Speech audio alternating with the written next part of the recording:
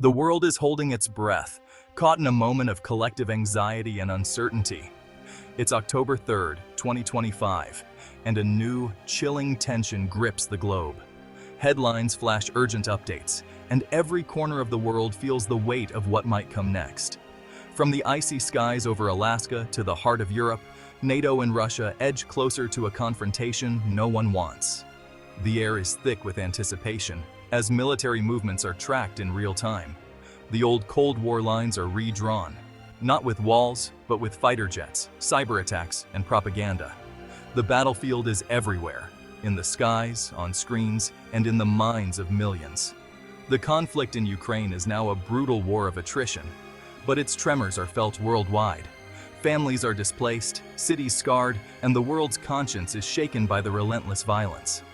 Every military exercise is a provocation, every statement a potential threat. The line between defense and aggression blurs, and the risk of miscalculation grows with every maneuver. Diplomacy has given way to deterrence. Leaders talk peace while preparing for war. Behind closed doors, strategies are drawn, and trust is in short supply.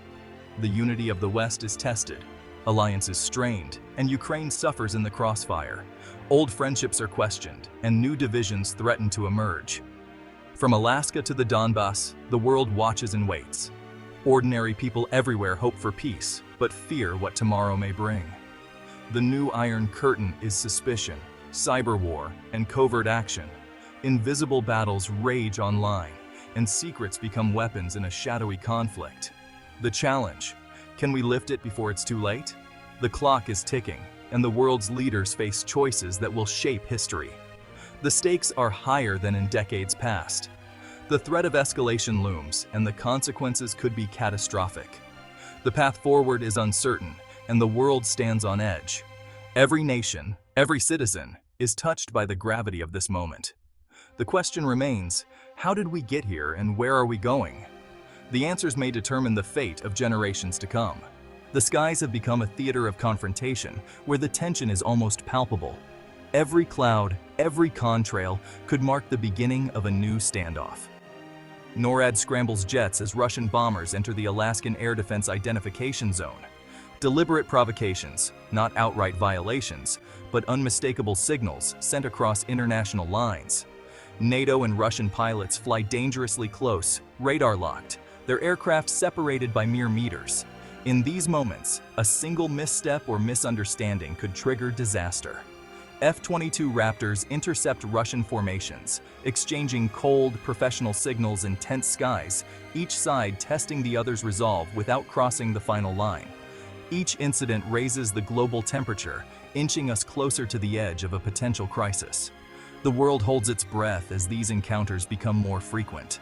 Over the Baltic and Black Seas, NATO jets intercept Russian aircraft near Allied borders almost daily, turning these regions into hotspots of military activity. Russia calls these routine flights. NATO sees them as threats, each side locked in a cycle of suspicion and response. For Eastern Europe, it's a constant reminder of their unpredictable neighbor, fueling anxiety and uncertainty among citizens living near the frontier. The sky is now a front line, with the frequency and aggression of these encounters rising. Each maneuver is a message, each patrol a show of strength. Russia demonstrates its reach. NATO must respond firmly, but carefully, always aware that a single mistake could have global consequences. It's a delicate balancing act at 30,000 feet, where every decision is scrutinized and every move could tip the scales. The margin for error is razor thin. Pilots operate under immense pressure, knowing that even a split-second lapse could spark an international incident. Pilots carry the weight of the world, tasked with preventing a sky full of dangers from erupting into open conflict. Their professionalism is the last barrier against chaos. The pattern is undeniable.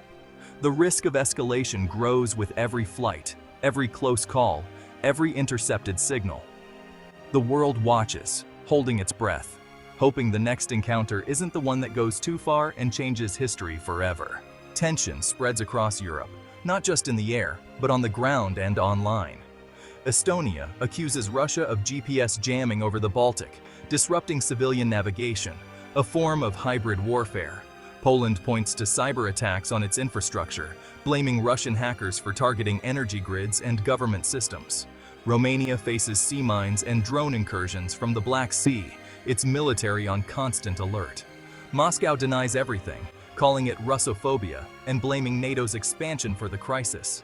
Russia claims it's under siege. NATO says it's defending itself. The blame game deepens mistrust, making dialogue impossible. Each side is convinced of its own righteousness, pushing them further apart. A shadow war unfolds across Europe. In Germany, drones fly over US bases and Ukrainian training sites, suspected Russian espionage. Denmark's main airport shuts down twice due to unauthorized drones, raising fears of sabotage. In the UK, an explosion halts production at a key military drone factory, possible foreign sabotage under investigation. These incidents suggest a covert war sabotage, espionage, psychological pressure. The line between peace and war blurs, confusion reigns, and a unified response is elusive. Modern conflict is fought in the shadows, far from the front lines. The unanswered questions only deepen the sense of unease. In this climate, leaders' words can calm or inflame. Russian Foreign Minister Lavrov warns that Western arms for Ukraine make NATO a direct participant, threatening to target convoys. Across the Atlantic, former President Trump questions US support for Ukraine, suggesting Europe isn't doing enough and hinting at reduced American commitment. This rhetoric creates uncertainty among allies and is closely watched in Moscow. The NATO Secretary General walks a tightrope promising collective defense, but insisting NATO seeks to avoid direct war. Competing voices, Lavrov's threats, Trump's skepticism, NATO's reassurances, pull in different directions. Russia accuses the West of pushing toward wider war.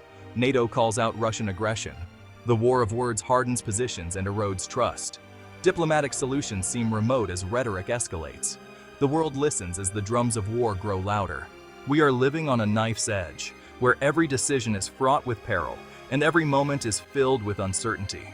A single mistake, a missile gone astray, a mid-air collision, could trigger a spiral of escalation, leading to consequences that are both unforeseen and uncontrollable. Would a technical error be seen as an accident or a deliberate attack? The pressure to respond would be immense, with leaders forced to make decisions in the heat of the moment. In the digital realm, a crippling cyber attack could be mistaken for an act of war, even if carried out by proxies, blurring the lines between peace and conflict. The rules that once prevented disaster are gone. We are in uncharted territory, where old agreements have crumbled and new threats loom large. Communication channels are strained, trust has evaporated, and the ability to negotiate is severely compromised. Both sides assume the worst of each other, interpreting every move as a potential threat. In this environment, an accident becomes a spark, a catalyst for conflict.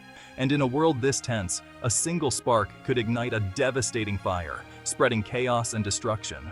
The line between crisis and catastrophe is terrifyingly thin, a fragile boundary that could be crossed at any moment. The risk of escalation is ever present, a constant shadow over global peace.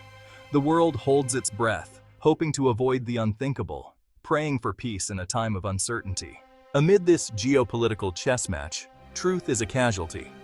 Propaganda and fake news cloud reality, making it hard for people to know what's really happening. Russian media frames the war as a noble fight. Western media simplifies it into good versus evil. The fog of war is now a fog of information. Meanwhile, Ukrainians suffer air raid sirens, shattered homes, uncertain futures. Their pain is real, not a talking point. The world risks losing sight of this human tragedy. Political maneuvering and rhetoric have real consequences for millions. The challenge is not just to avoid a wider war, but to find a just peace for Ukraine. In the end, the true cost is measured in human lives.